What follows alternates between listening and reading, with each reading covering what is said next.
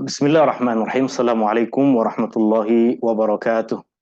Alhamdulillahilladzi bi ni'matihi tatimmus shalihat. Alladzi hadana li hadza wa ma kunna linahtadiya laula an hadanallah. Asyhadu an la ilaha illallah wahdahu la syarika lah wa asyhadu anna Muhammadan abduhu wa rasuluh. Allahumma shalli ala Muhammad wa ala ali Muhammad kama shallaita ala ali Ibrahim innaka Hamidum Majid. Allahumma barik ala Muhammad wa ala ali Muhammad kama barakta ala ali Ibrahim innaka Hamidum Majid. Subhanaka la ilma lana illa ma 'allamtana innaka antal alimul hakim. Allahumma inna nas'aluka ilman nafi'a wa rizqan thayyiba wa 'amalan mutaqabbala. Ya Allah, ya Rahmanu ya Rahim. Ya Allah, berkatilah umur kami. Ya Allah, berkatilah ahli keluarga kami. Ya Allah, berkatilah rizki yang kau kurniakan kepada kami. Ya Allah, berkatilah ahli keluarga kami. Ya Allah, berkatilah ilmu yang kau ajarkan kepada kami. Ya Allah, berikanlah kepada kami kebaikan di dunia. Ya Allah, berikanlah kepada kami kebaikan di akhirat. Ya Allah, jauhkanlah kami dari api neraka. Ya Allah, berikanlah kepada kami ilmu yang bermanfaat. Ya Allah, berikanlah kepada kami rizki yang halal dan baik. Ya Allah, kurniakanlah kepada kami amal ibadah yang kau terima. Ya Allah, permudahkanlah urusan kami. Ya Allah, jauhkanlah kami dari segala kesusahan di dunia dan di akhirat. Ya Allah, jauhkanlah kami dari segala kesusahan di dunia dan di akhirat. Ya Allah, jauhkanlah kami dari segala kesusahan di dunia dan di akhirat. Ya Allah, bantulah saudara-saudara kami di Palestina. Ya Allah, berikanlah makan kepada mereka. Ya Allah, berikanlah minuman kepada mereka. Ya Allah, berikanlah pakaian kepada mereka. Ya Allah, berikanlah perlindungan kepada mereka. Ya Allah, berikanlah kemenangan kepada mereka. Rabbana taqabbal minna innaka antas samiul alim wa tub alaina innaka antat tawwabur rahim. Rabbana atina fid dunya hasanah wa fil akhirati hasanah wa qina adzaban nar. Wa sallallahu ala nabi Muhammadin walhamdulillahi rabbil alamin. Tuan-tuan dan puan-puan yang dirahmati Allah Subhanahu wa taala, ini adalah perjumpaan kita yang pertama untuk mempelajari ayat dan hikmah dari surah Thaha. Dan seperti biasa, sebelum kita mulakan majelis ilmu, saya persilahkan tuan-tuan dan puan-puan untuk menyediakan mushaf Al-Quran dan nota tafsir Ibnu Katsir yang telah saya kongsikan kepada tuan-tuan dan puan-puan. Siapa lagi yang tak dapat nota tafsir Ibnu Katsir, ianya boleh didapatkan di dalam channel WhatsApp, dan tuan-tuan dan puan-puan boleh kongsikan kepada semua ahli keluarga, kepada kaum kerabat, kepada sahabat-sahabat nota tersebut jika ianya boleh memberikan manfaat kepada mereka. Tuan-tuan dan puan-puan yang dirahmati Allah Subhanahu wa taala, juga di dalam majelis ilmu ini tuan-tuan dan puan-puan dipersilahkan untuk bertanya jika ada apa-apa kemusykilan berkaitan dengan apa yang tengah kita pelajari. Tapi fokus kita soalan berkaitan dengan apa yang tengah kita pelajari. Mungkin jika ada soalan yang lain, tuan-tuan dan puan-puan boleh menunggu di akhir pertemuan nanti. Surah Thaha di antara surah-surah yang Allah Subhanahu wa taala turunkan kepada Rasulullah sallallahu alaihi wasallam semasa Rasulullah sallallahu alaihi wasallam memulakan seruan dakwah di Mekah.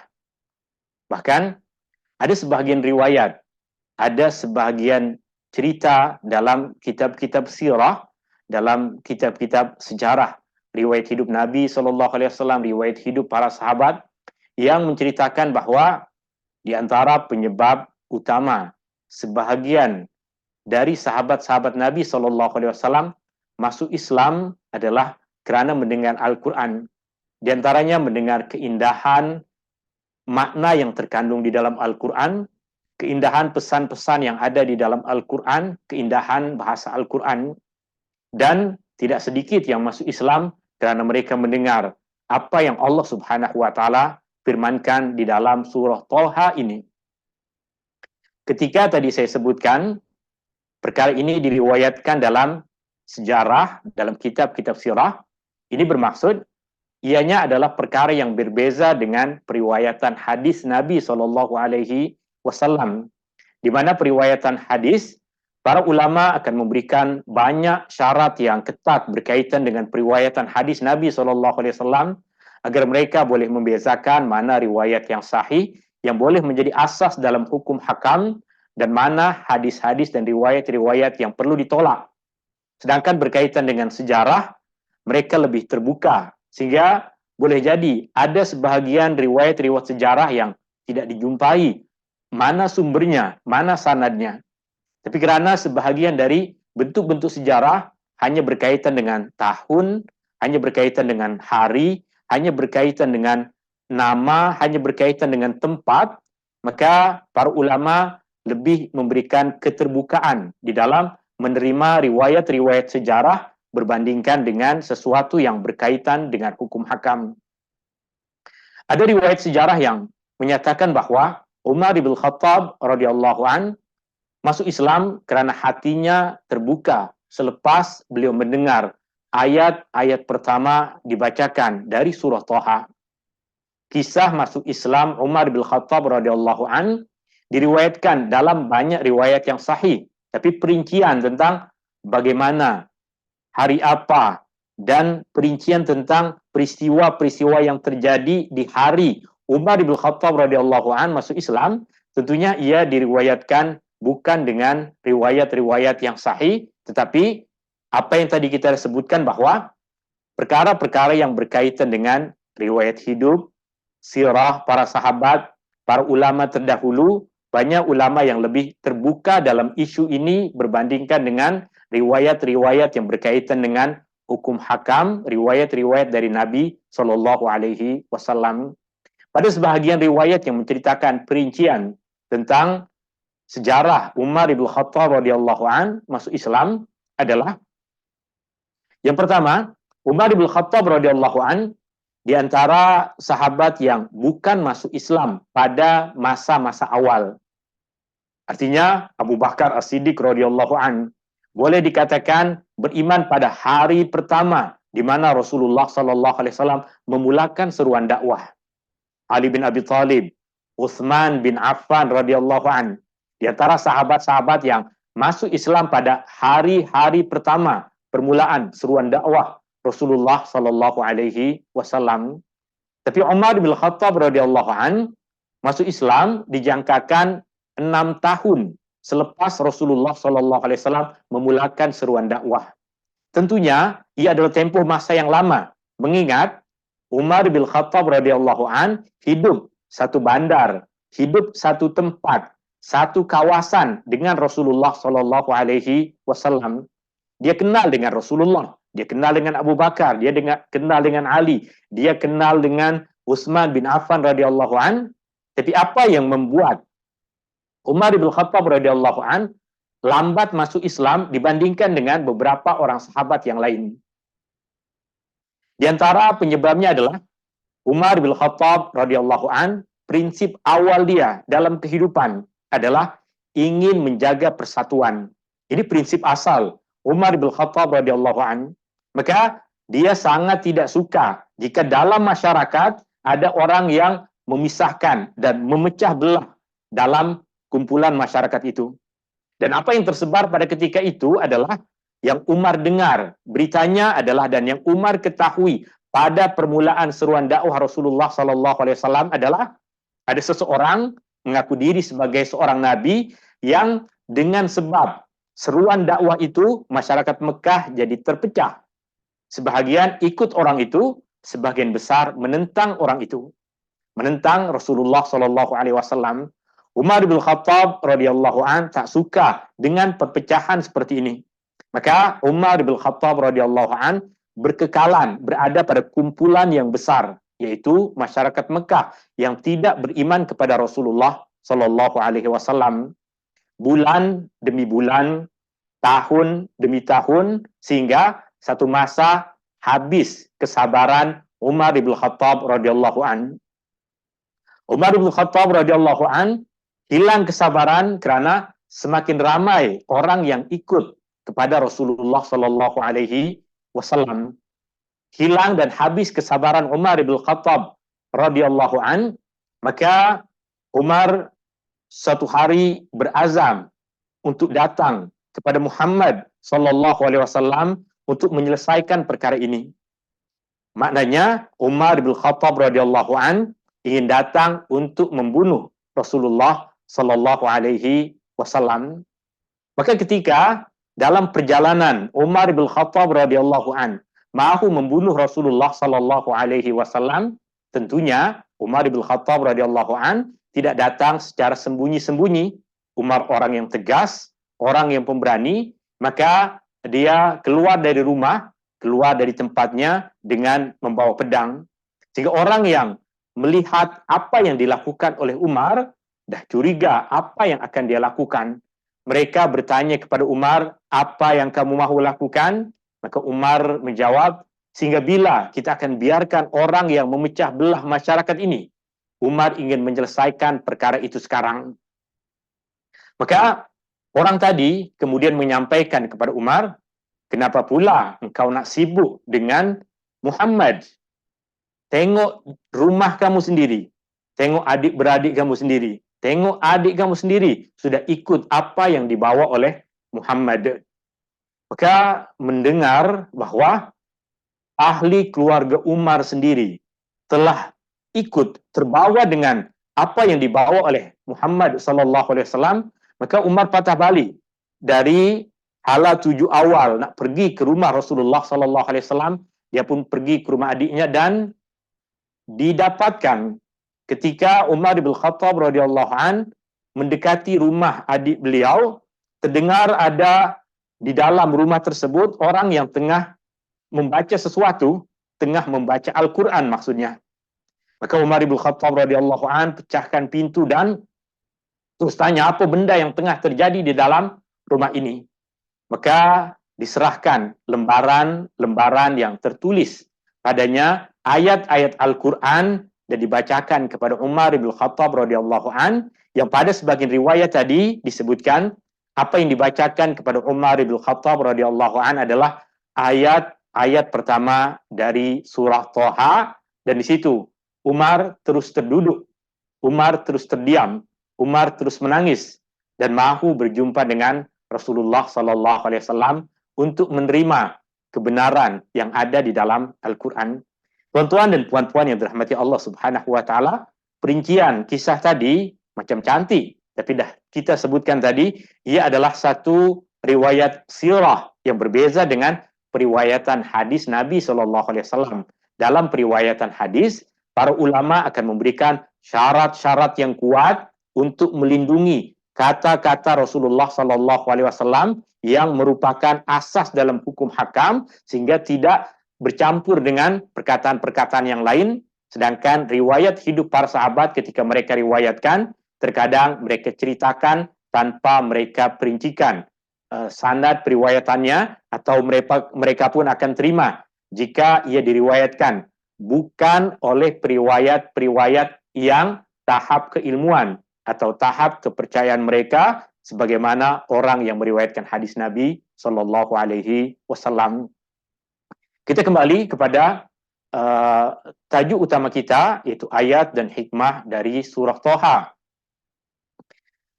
Surah Thaha masuk dalam himpunan surah-surah Makkiyah, diturunkan di Mekah, bahkan di antara surah-surah awal yang Allah Subhanahu wa taala turunkan kepada Rasulullah sallallahu alaihi wasallam.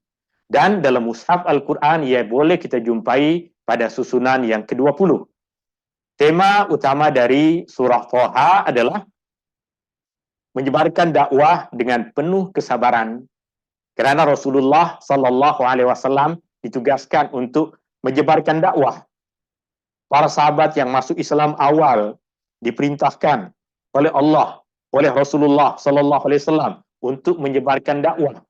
Dan perjuangan dalam menyebarkan dakwah adalah perjuangan yang akan menjumpai banyak cabaran. Maka menuntut mereka untuk menyampaikannya dengan penuh kesabaran. Sehingga di dalam surah Thaha, Allah Subhanahu wa taala akan sebutkan banyak pengajaran-pengajaran bagi Rasulullah sallallahu alaihi wasallam, bagi para sahabat, bagi kita semua dalam menyampaikan dakwah kebenaran. Dakwah kebenaran mesti disampaikan dengan penuh kesabaran.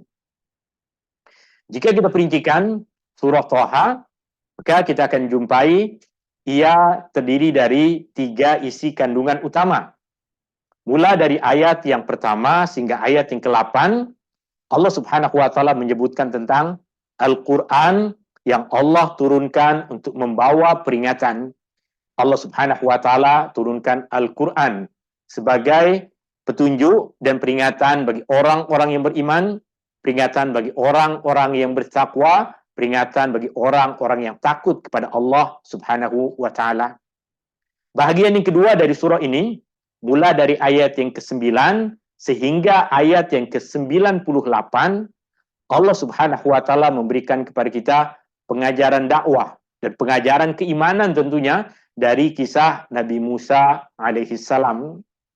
Panjang Allah Subhanahu wa taala di dalam surah ini menceritakan kepada kita tentang perjalanan Nabi Musa, perjalanan dalam berdakwah, perjalanan keimanan Nabi Musa, perjalanan kehidupan Nabi Musa, perjalanan Nabi Musa dalam menjalankan apa yang disuruh oleh Allah Subhanahu wa taala.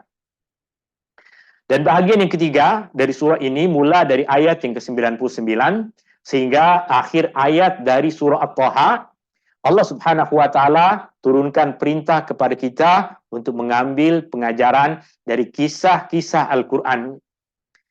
Banyak kisah-kisah yang Allah Subhanahu wa taala sebutkan di dalam Al-Qur'an mulai dari surah Al-Baqarah sehingga masuk kepada surah-surah yang lain. Allah Subhanahu wa taala banyak sebutkan kisah tentang Banu Israel, kisah nabi-nabi terdahulu, umat nabi-nabi terdahulu, individu-individu terdahulu di dalam sejarah umat manusia yang Allah Subhanahu wa taala mahu kita mengambil pengajaran dari keimanan mereka, dari perjuangan mereka, dari kehidupan mereka.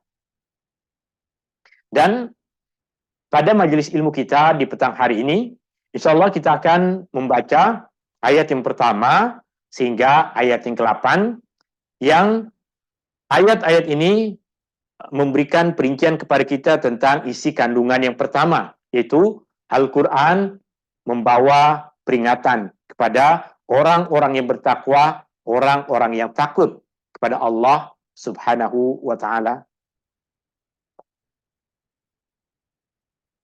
Ini ayat yang pertama sehingga ayat yang ke-8 di dalam surah Thaha. Kita baca terjemahan ringkas dari ayat-ayat yang mulia ini, baru kemudian kita perincikan hikmah dan pengajaran darinya berasaskan kepada apa yang dikongsikan oleh Al-Imam Ibnu Katsir di dalam kitab tafsirnya. Allah Subhanahu wa taala berfirman, A'udzu billahi minasyaitonir rajim. Bismillahirrahmanirrahim. Thaha ma anzalna 'alaikal Qur'ana litashqa. Thaha, kami tidak menurunkan Al-Quran kepadamu untuk menyusahkan, untuk kamu menjadi susah. Kami tidak menurunkan Al-Quran kepadamu litashqa, untuk menyusahkanmu, untuk kamu menjadi susah. Illa tadhkiratan liman yakhsha. Illa, kecuali melainkan. Tadhkirah, ia adalah satu peringatan. Allah turunkan Al-Quran sebagai peringatan liman yakhsha, bagi orang yang takut kepada Allah, bagi orang yang bertakwa, bagi orang yang takut kepada azab Allah Subhanahu wa taala. Tanzilan mimman khalaqal arda was samawati al-ula. Tanzila, ia adalah diturunkan, mimman khalaqal arda, dari Dia yang menciptakan bumi, was samawatil ula, dan juga langit yang tinggi. Al-Quran diturunkan oleh Allah, Allah yang menciptakan bumi, Allah yang menciptakan langit yang tinggi. Ar-Rahmanu 'alal 'arsy istawa. Ar-Rahman, Allah yang Maha Pemurah. 'Alal 'arsy, atas arasy. Istawa, istawa. Lahu ma fis samawati wa ma fil ard. Lahu, miliknya, kepunyaannya, baginya, ma fis samawati wa ma fil ard, apa yang ada di langit dan apa yang ada di bumi. Wama bainahuma, dan apa yang ada di antara keduanya. Wama tahta thara, dan apa yang berada di bawah tanah. Semua milik Allah. Yang hidup, yang tak hidup, yang besar, yang kecil, semua adalah milik Allah. Wa in tajhar bil qawli fa innahu ya'lamu sirra wa akhfa. Dan jika kamu bercakap dengan suara yang kuat, dengan suara yang keras, maka sesungguhnya Allah mengetahui rahasia dan apa yang lebih tersembunyi dibandingkan dengan rahasia. Apa yang kita rahasiakan, Allah tahu. Apa yang lebih tersembunyi dari rahasia pun diketahui oleh Allah Subhanahu wa taala.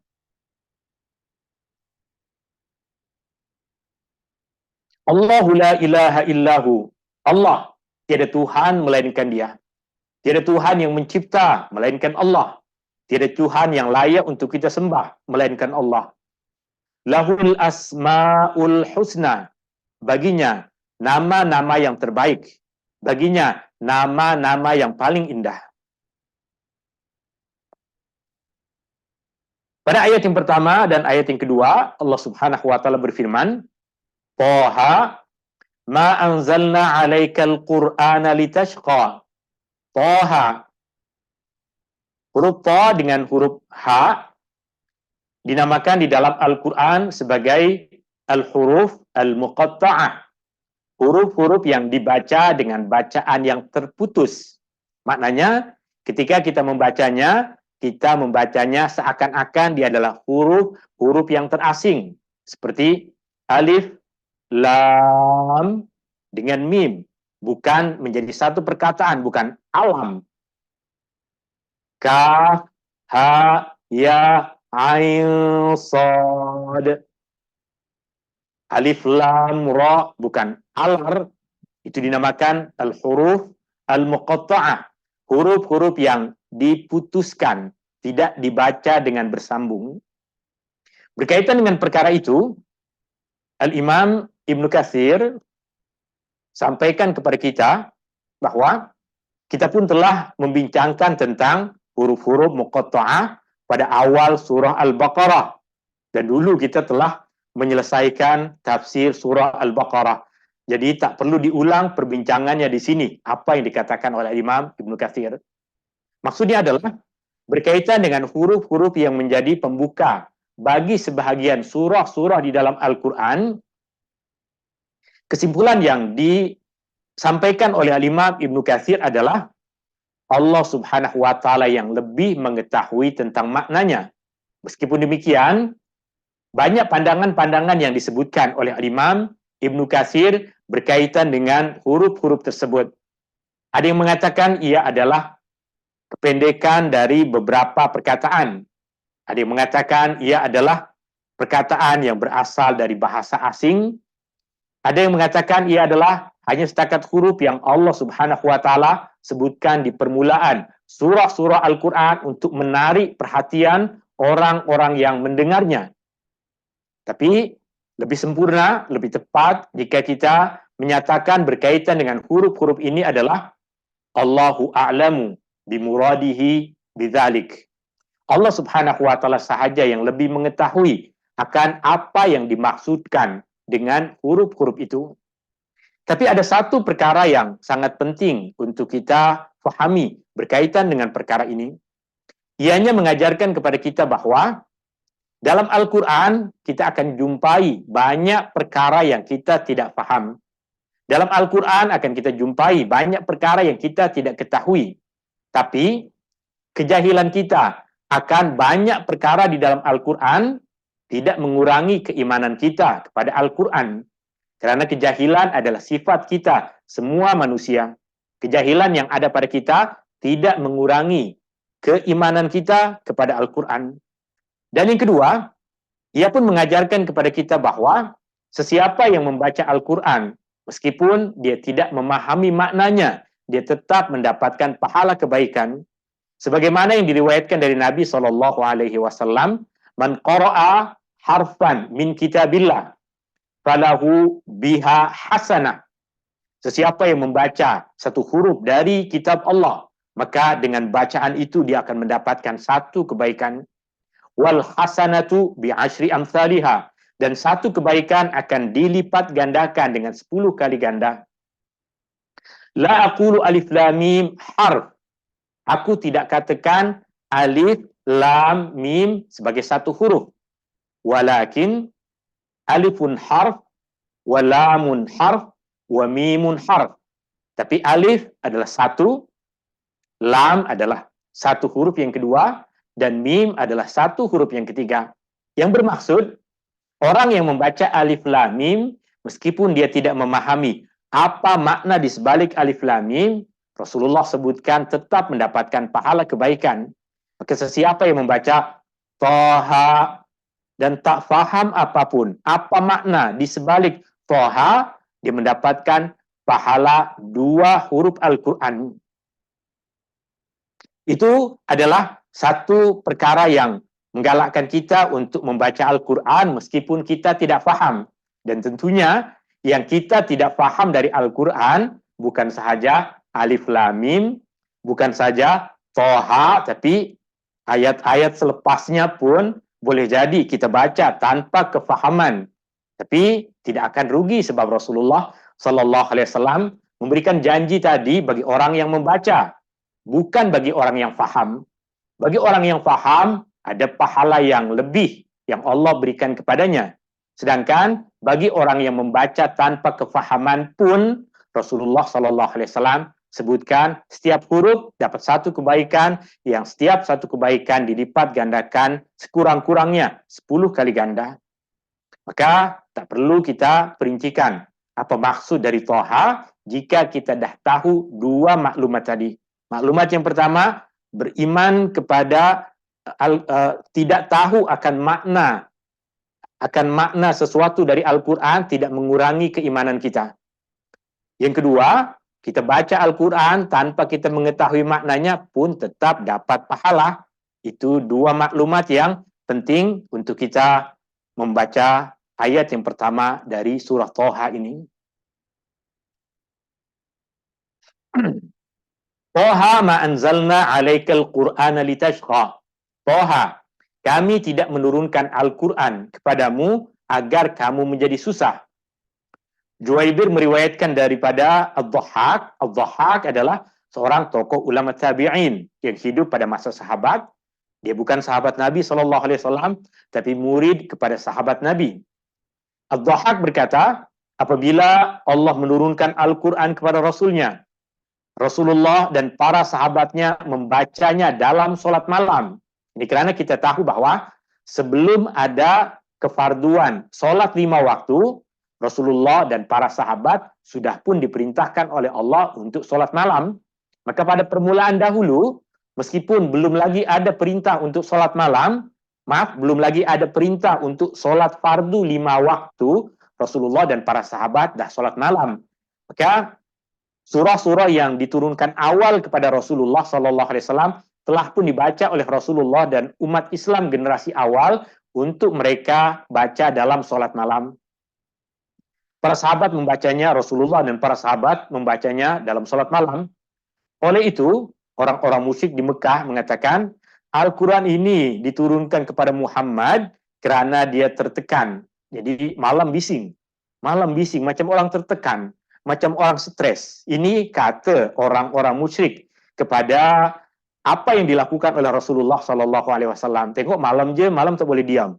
Tengok malam bising bukan bising berteriak-teriak. Sebenarnya Rasulullah dan para sahabat malam hari membaca Al-Quran.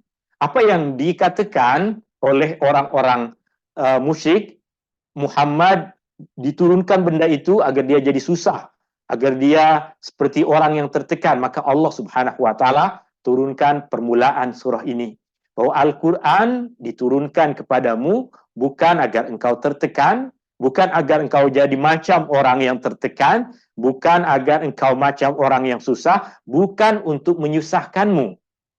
Illa tadhkiratan liman yakhsha. Melainkan Allah turunkan Al-Quran untuk memberikan peringatan bagi orang yang bertakwa, orang yang takut kepada Allah. Ini Ayat-ayat pertama dalam surah Thaha, Thaha ma anzalna 'alaikal Qur'ana litashqa illa tadhkiratan liman yakhsha.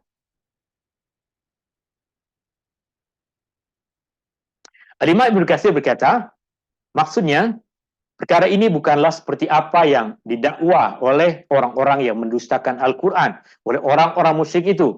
Sebaliknya, sesiapa yang diberikan ilmu, Al-Quran adalah ilmu yang Allah wahyukan kepada Rasulullah Sallallahu Alaihi Wasallam. Al-Quran diberikan kepada Rasulullah bukan untuk menyusahkan Rasulullah, bukan untuk memberatkan Rasulullah. Justru tanda kasih sayang Allah kepada Rasulullah. Maka sesiapa yang Allah berikan kepadanya Al-Quran, itulah hadiah terbesar dari Allah kepada kita. Apa maksud Allah hadiahkan kepada kita Al-Quran? Allah hadiahkan kepada kita masa untuk belajar Al-Quran. Allah hadiahkan kepada kita masa untuk membaca Al-Quran. Allah hadiahkan kepada kita masa untuk mempelajari makna Al-Quran, untuk mempelajari hukum hakam Al-Quran.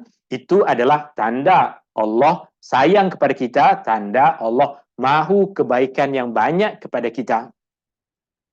Al-Imam Ibnu Katsir kaitkan perkara ini dengan apa yang diriwayatkan dari Nabi Shallallahu Alaihi Wasallam seperti yang ditegaskan di dalam dua kitab sahih riwayat Imam Al-Bukhari dan Muslim dari sahabat Nabi Shallallahu Alaihi Wasallam Ibnu Mas'ud bahwa Rasulullah Shallallahu Alaihi Wasallam bersabda, sesiapa yang Allah kehendaki kebaikan baginya, maka dia memberikannya kefahaman tentang agama. Man yuridillahu bihi khairan yufaqihu fid din. Siapa yang Allah kehendaki baginya kebaikan, maka Allah Subhanahu wa taala akan berikan kepadanya kefahaman di dalam agama. Tuan-tuan, puan-puan yang dirahmati Allah Subhanahu wa taala, kaitan dengan apa yang disampaikan oleh Imam Ibnu Katsir di sini adalah dengan penurunan Al-Qur'an. Tentunya Al-Qur'an adalah ilmu agama yang Allah turunkan kepada Rasulullah sallallahu alaihi wasallam. Pertanda Allah menghendaki kebaikan kepada Rasulullah sallallahu alaihi wasallam. Demikian juga jika kita dihadiahkan oleh Allah ilmu agama yang baik, jika Allah hadiahkan kepada kita Al-Quran, maka itu tanda bahwa Allah Subhanahu wa taala menghendaki kebaikan pada diri kita. Adapun Mujahid juga seorang tokoh ulama tabi'in, maksudnya adalah dia bukan sahabat Nabi SAW, tapi murid kepada sahabat-sahabat Nabi Shallallahu Alaihi Wasallam. Mujahid berpandangan berkaitan dengan firman Allah, Ma anzalna alaikal Qur'ana litashqa, kami tidak menurunkan Al-Quran kepadamu untuk menyusahkanmu. Mujahid mengatakan, ini sama makna dengan apa yang Allah firmankan di dalam surah Al-Muzammil, faqra'u ma tayassara min. Bacalah apa yang mudah daripadanya. Bacalah apa yang mudah dari Al-Quran. Maknanya, meskipun banyak Al-Quran yang diturunkan, Allah tidak tuntut untuk kamu semua baca di dalam, untuk kamu baca semua di dalam sholat. Bacalah apa yang mudah. Bacalah apa yang ringan bagi kita. Bacalah apa yang kita hafal. Kerana sesungguhnya manusia pada generasi awal dahulu, mereka menggantungkan tali di dada mereka untuk bergantung apabila mereka penat, apabila mereka letih dalam sholat. Mereka sholat malam, tapi terkadang mereka penat, maka mereka ikatkan tali pada dada mereka agar mereka boleh bersandar, boleh bergantung pada tali itu sehingga boleh berdiri lebih lama. Tapi tentunya perkara itu kemudian dilarang oleh Rasulullah Sallallahu Alaihi Wasallam. Rasulullah Sallallahu Alaihi Wasallam peringatkan mereka, liusolli ahadukum nasyatahu. Hendaklah salah seorang di antara kamu sholat ikut kepada kemampuan dia, ikut kepada masa yang dia masih bersemangat dan rajin. Jangan sholat dalam keadaan memaksakan diri sehingga perlu ikat tubuh badannya dengan tali, menggantungkan tubuh badannya dengan tali agar boleh berdiri lama.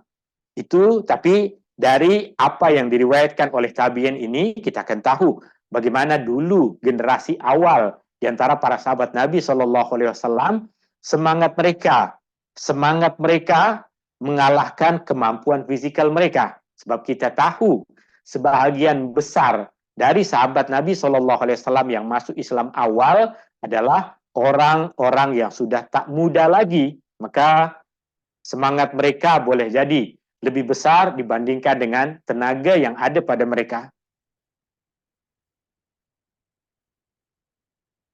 Kemudian Al-Imam Ibnu Katsir meriwayatkan dari Qatadah, juga seorang tokoh ulama tabi'in, murid kepada sahabat-sahabat Nabi SAW, berkaitan dengan ayat yang tengah kita baca ini. Qatadah berkata, tidak, demi Allah, Allah tidak menjadikannya sebagai kesusahan. Justru Allah menjadikan Al-Quran sebagai rahmat, cahaya dan petunjuk ke syurga. Bukan untuk kamu menjadi susah, tapi Al-Quran adalah kasih sayang Allah kepadamu, cahaya Allah kepadamu, dan petunjuk bagimu untuk meniti jalan menuju syurga.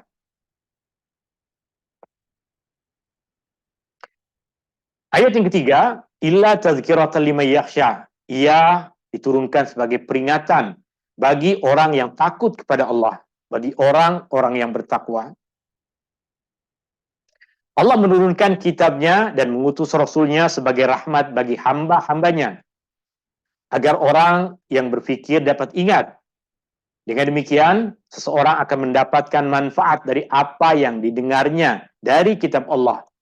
Ia adalah zikir. Al-Quran adalah zikir yang di dalamnya Allah menurunkan hukum hakam, yang di dalamnya Allah perincikan halal dan haram.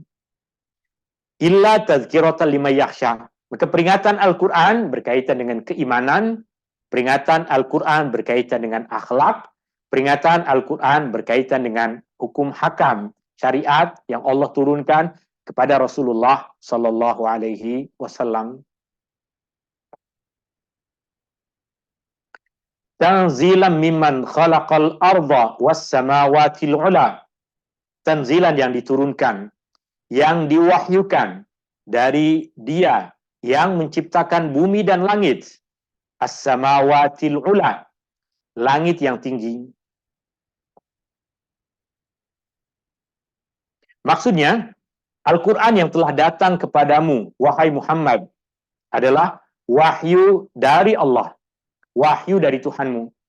Dia adalah Tuhan dari segala sesuatu dan Raja. Dia maha berkuasa melakukan apa sahaja yang Dia kehendaki. Dia mencipta bumi dengan kedalaman, dengan kedalamannya yang rendah. Maksudnya ada kawasan yang rendah, ada lautan, ada kawasan yang padat dengan penduduk, dipenuhi dengan pokok-pokok, dan Dia menciptakan langit yang tinggi dengan ketinggian dan kehalusannya.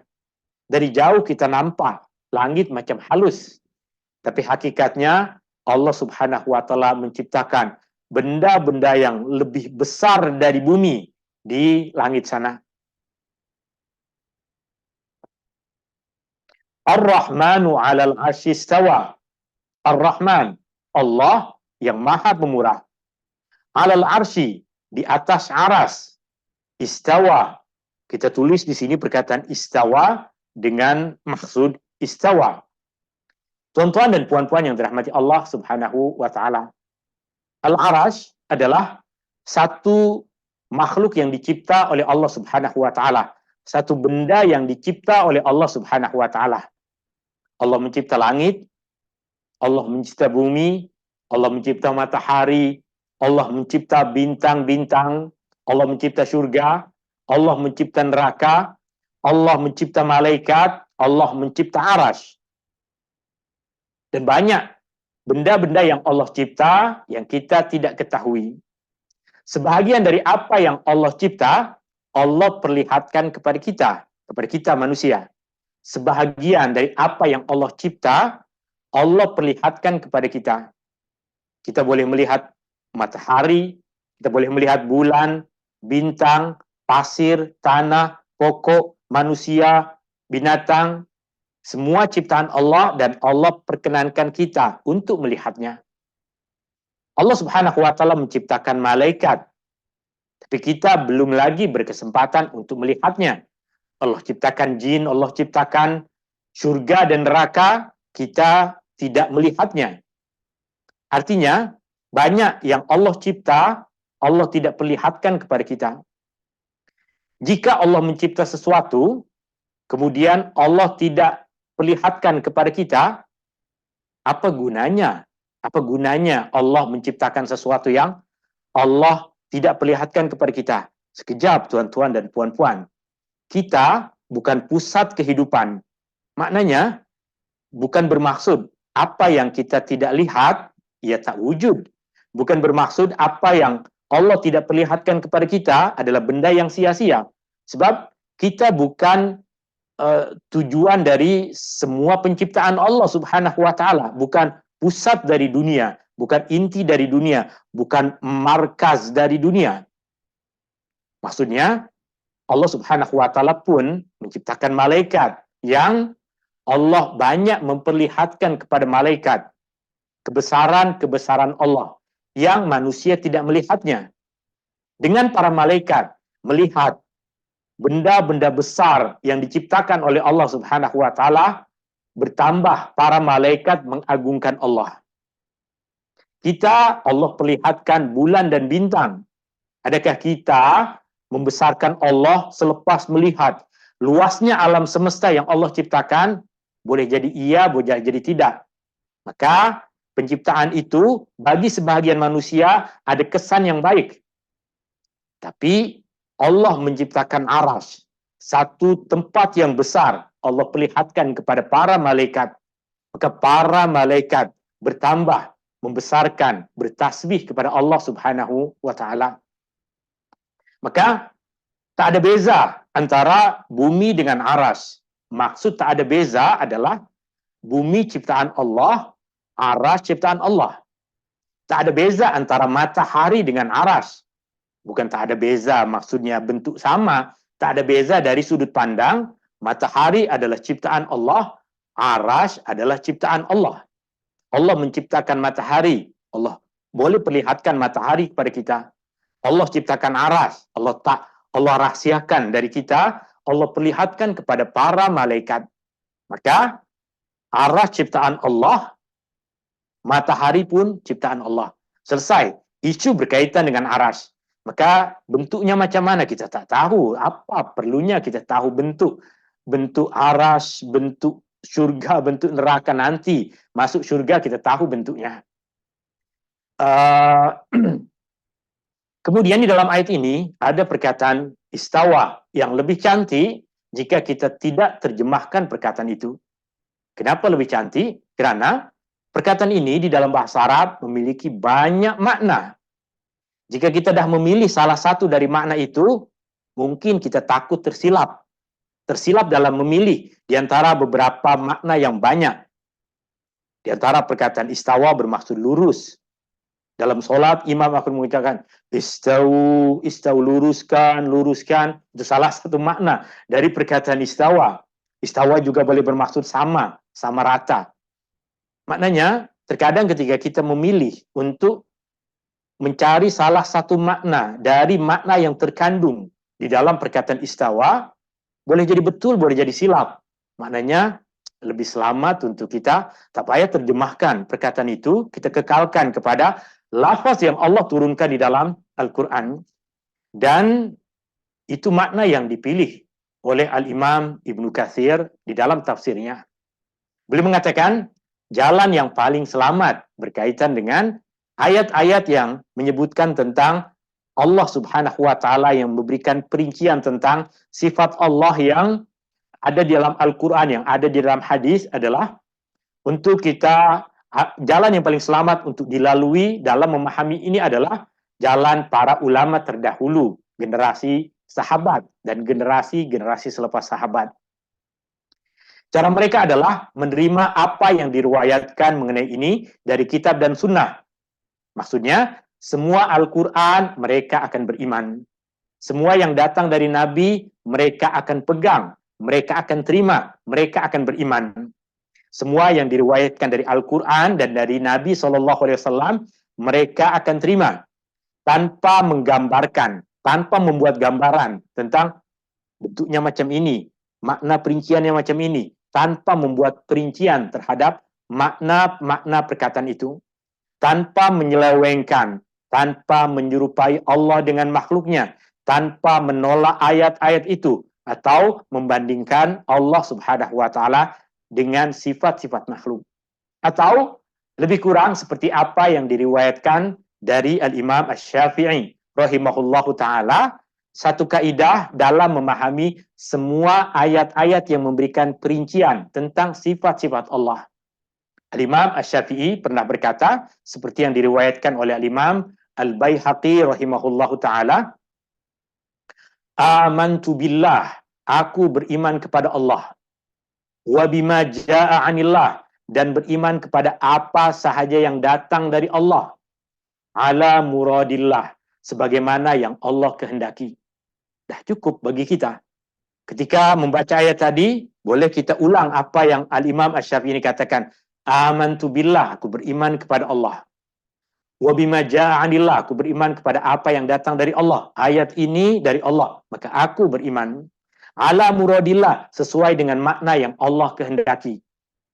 Kita tak berapa banyak ilmu, sehingga saya tak berani untuk menerjemahkan kebanyakan ayat-ayat seperti itu. Karena boleh jadi Rasulullah tahu perincian maknanya, boleh jadi. Boleh jadi ada sahabat yang tahu perincian maknanya. Tapi selagi makna yang terperinci itu tidak diriwayatkan dari Nabi dan sahabat dengan riwayat yang sahih, maka lebih utama kita berpegangan dengan apa yang disebutkan oleh Imam Ibnu Katsir di sini atau disebutkan oleh Imam Asy-Syafi'i rahimahullahu taala itu. Ayat yang ke-6, lahu ma fis samawati wa ma fil ardi wa ma bainahuma wa ma tahta tsara. Lahu, miliknya, kepunyaannya. Ma fis samawati, apa yang ada di langit, wa ma fil ardi, dan apa yang ada di bumi, wa ma bainahuma, dan apa yang ada di antara keduanya, wa ma tahta tsara, yang ada di dalam tanah pun, di bawah tanah pun, semua adalah milik Allah. Ayat ini sama dengan inna lillahi wa inna ilaihi raji'un. Kami semua adalah milik Allah. Inna lillahi. Kami semua ada kepunyaan Allah. Lahu, miliknya, kepunyaannya. Al-Imam Ibnu Katsir berkata, ini bermakna semua adalah milik Allah. Semua ada dalam genggamannya. Semua di bawah kawalannya. Semua ada di dalam kehendaknya, hukumnya. Dia menciptakan semua ini, dia memilikinya. Dia adalah Tuhan segalanya. Tiada Tuhan yang patut disembah melainkan Dia. Tiada Tuhan yang mencipta selain Dia. Semua milik Allah. Jika semua adalah milik Allah, maka apa yang ada pada kita adalah amanah dari Allah kepada kita. Amanah dari Allah kepada kita yang akan disoal nanti di hari kiamat. Harta yang kita rasa milik kita, milik Allah yang Allah amanahkan kepada kita. Yang Allah tuntut kita untuk dapatkan semua itu dari jalan yang baik. Dan Allah tuntut kita untuk gunakan semua itu pada benda-benda yang baik. Kenapa? Karena semua hakikatnya adalah milik Allah. Jika kita tahu perkara-perkara seperti ini, maka akan berkurang kesedihan jika Allah ambil apa yang Dia miliki. Ada seorang sahabat Nabi SAW yang baru sahaja mendapatkan baru mendapatkan anak lelaki. Anak lelaki tersebut sangat disayang oleh sahabat Nabi SAW ini. Tapi satu ketika Rasulullah SAW perintahkan sahabat ini untuk pergi melaksanakan satu tugasan untuk beberapa tempoh yang lama. Dalam perjalanan sahabat itu keluar dari Madinah, Allah Subhanahu wa taala uji keluarga tadi dengan kematian anak tadi. Tapi balik dari perjalanan, ibu kepada anak tadi ataupun istri kepada sahabat Nabi SAW tadi tidak menceritakan tentang kematian anaknya, sebab tidak ingin membuat suami yang baru balik dari perjalanan tugas Rasulullah kembali dalam keadaan sedih. Ketika ditanya, macam mana kabar anak kita? Dia hanya menjawab, selepas engkau pergi, saya tak pernah menjumpai keadaan yang dia tidur dengan senyap, tanpa bising sedikit pun, melainkan masa sekarang. Sebab dah meninggal dunia, tapi dia menggunakan bahasa Dia tidur dalam keadaan yang dah tak bising lagi sekarang. Maka baru keesokan harinya, istri tadi berkata kepada suaminya dengan mengatakan, jika kita pinjam barang dari jiran, kemudian tiba masanya yang kita kena pulangkan barang tersebut kepada pemilik asalnya, adakah kita akan rasa berat masa memulangkan barang milik orang lain itu kepada pemilik asalnya? Maka suaminya mengatakan, tak rasa berat, sebab bukan milik kita. Milik jiran. Kita pinjam sesuatu dari jiran, kemudian kita pulangkan balik. Tentunya tak ada rasa berat. Jika kita rasa berat, kita perlu tanyakan diri kita, kenapa rasa berat? Benda itu bukan milik kita, milik orang lain. Maka baru kemudian istri mengatakan, anak kita, Allah amanahkan kepada kita. Allah pinjamkan kepada kita, dan sekarang dia dah ambil balik. Itu makna yang sama dengan apa yang tengah kita pelajari di dalam ayat ini. Lahu ma fis samawati wa ma fil ardi wa ma bainahuma wa ma tahta tsara. Milik Allah segalanya, di langit, di bumi, dan apa yang terpendam di dalam tanah. Ayat yang ketujuh, wa in tajhar bil qawli fa innahu ya'lamu sirra wa akhwa. Jika kamu bercakap dengan suara yang keras, fa innahu, maka sesungguhnya dia ya'lamu sirra, mengetahui rahasia, wa akhfa, dan mengetahui yang lebih tersembunyi. Rahasia dan yang lebih tersembunyi. Suami istri ada rahasia antara kedua mereka. Orang lain tak tahu, tapi Allah tahu. Itu rahasia. Tapi ada yang lebih tersembunyi dari rahasia, yang suami tak ceritakan kepada istri, istri pun tak ceritakan kepada suami, benda yang mereka simpan. Allah tahu. Allah tahu apa rahasia mereka berdua, dan Allah tahu apa yang mereka pendam di dalam hati mereka masing-masing.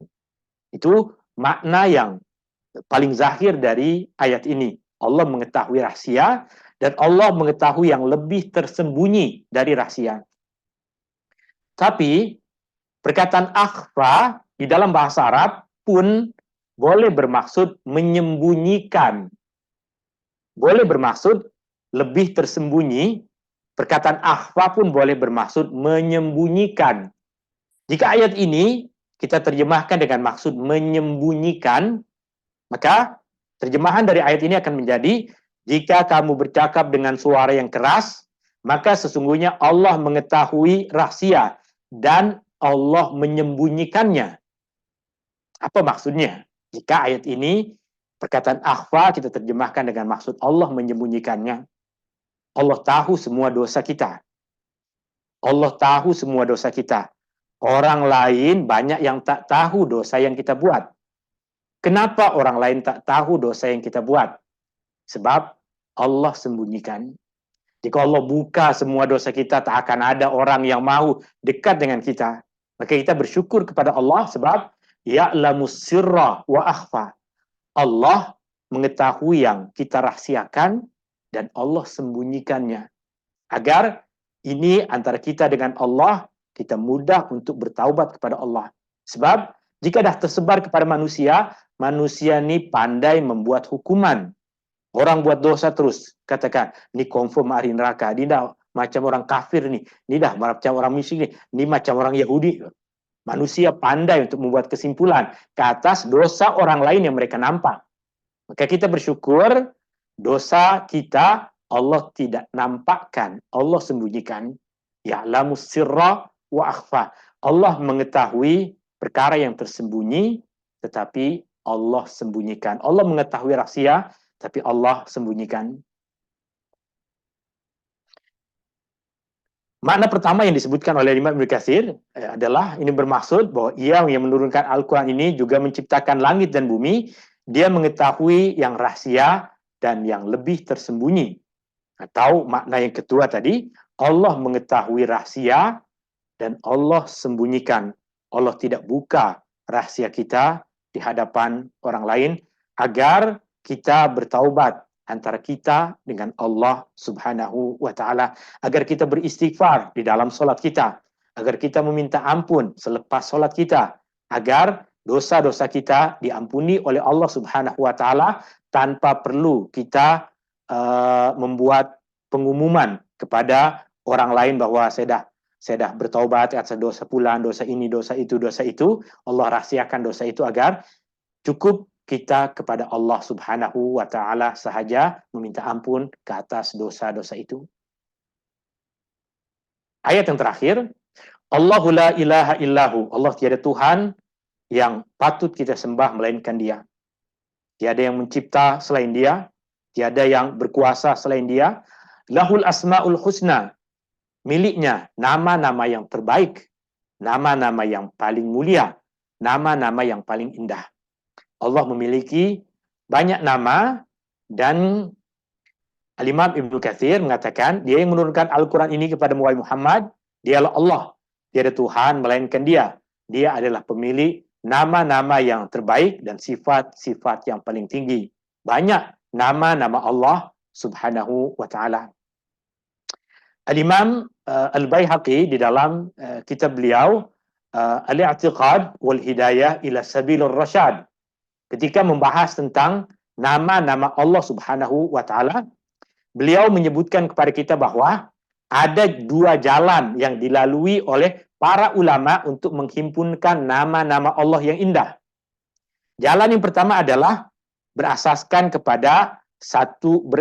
kepada riwayat hadis yang memperincikan nama-nama Allah. Seperti yang kita kenal sebagai Al-Asmaul Husna, 99 nama yang tuan-tuan dan puan-puan pun dah hafal, itu berasaskan satu riwayat hadis. Tapi perincian itu bukan berasaskan kepada hadis yang sahih, tapi ia cukup membantu untuk sebagian ulama jadikan itu sebagai jalan untuk mereka mengenal nama-nama Allah. Jalan yang kedua yang disebutkan oleh Imam Al-Baihaqi adalah dengan menghimpunkan nama-nama Allah dari Al-Quran, dari hadis-hadis Nabi Sallallahu Alaihi Wasallam, bukan saja terfokus kepada riwayat 99 nama seperti yang kita dah hafal. Itu dua jalan untuk yang digunakan oleh para ulama untuk mereka mencari apa yang dinamakan sebagai Al-Asma Al-Husna. Tentunya kita dah banyak mempelajari tentang sebagian dari nama-nama Allah dan bagaimana sikap kita dan apa yang perlu kita lakukan terhadap nama-nama itu. Ringkasannya adalah, dengan nama Allah kita akan lebih mengenal Allah. Dengan nama Allah, dengan nama-nama Allah itu, dengan Al-Asmaul Husna, kita akan lebih mengenal Allah. Kerana Allah tidak akan menipu kita dengan namanya. Berbeza dengan manusia. Terkadang nama cantik, orang tak berapa cantik. Nama baik, orang tak berapa baik. Tapi nama Allah, itulah sifat Allah. Kemudian yang kedua, kita berdoa dengan menggunakan nama-nama itu. Ya Rahmanu, Ya Rahim, Ya Ghafur, Ya Wadud, Ya Zal Jalali wal Ikram. Kita berdoa menyeru Allah dengan nama-nama itu. Dan yang ketiga, kita pelajari kandungan maknanya untuk membina akhlak kita, untuk membina keimanan kita. Itu 3 perkara berkaitan dengan nama-nama Allah. Yang pertama, agar kita lebih kenal kepada Allah. Yang kedua, untuk kita menyeru Allah, berdoa kepada Allah. Dan yang ketiga, kita pelajari kandungan maknanya untuk memperbaiki diri dan akhlak kita. Wallahu ta'ala a'la wa a'lam. Dan terakhir, tuan-tuan dan puan-puan, banyak pengajaran yang tadi telah kita pelajari. Di antaranya adalah Allah menurunkan Al-Quran sebagai petunjuk dan jalan kebahagiaan di dunia dan di akhirat, bukan untuk menyusahkan. Yang kedua, Allah mengetahui semua yang kita rahsiakan. Allah mengetahui semua dosa yang kita lakukan, tetapi Allah banyak menutupinya dari pandangan manusia. Yang ketiga, beriman kepada Allah dan beriman kepada semua yang Allah turunkan, dan kita mengakui akan kejahilan kita.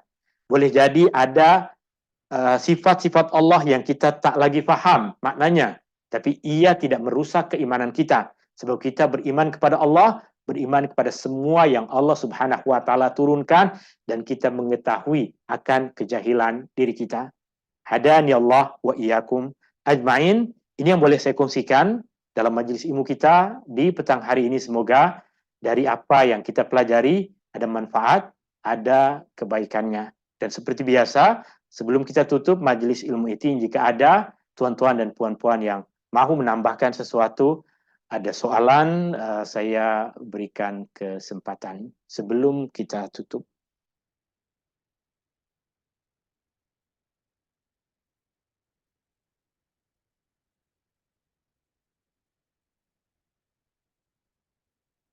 Oke, terima kasih. Hadani Allah wa iyyakum ajma'in. Subhanakallahumma wa bihamdika asyhadu an la ilaha illa anta astaghfiruka wa atubu ilaik. Syukran. Assalamualaikum warahmatullahi wabarakatuh. Waalaikumsalam. Terima kasih Ustaz. Jazakumullah khairan. Jazakallahu khair. Jazakumullah Ustaz. Jazakumullah khairan.